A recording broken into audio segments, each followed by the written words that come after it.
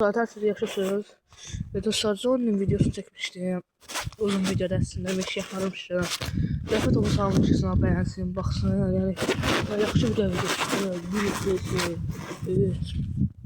Dostlar daha çok videolar gələcək. Meşe hakkında yok, başka hakkında. Meşede gələcək. Başka şeyler hakkında da video çəkəcəm. Şimdi dostlar, bence de bu videoya çoxlu bəyən gəlsə, İhtiyar saz kapağıyla fikirləşirəm. Yəni çiçəklərlə. Məndən üstündə həmişə çoxlu çiçəklər olardı. İndi biz gələndə olmadı. Ne bilmirəm də. Sonra da biraz xəstələnib dostlar. Başı necə deyim, kulağından yanına qan gəlirdi. Çox pis oldum, daha çözümcü. İndi apardım, iğne falan vurdurdum. Biraz gəzdirirəm ki, iğnənin təsiri bədəndə yayılsın biraz.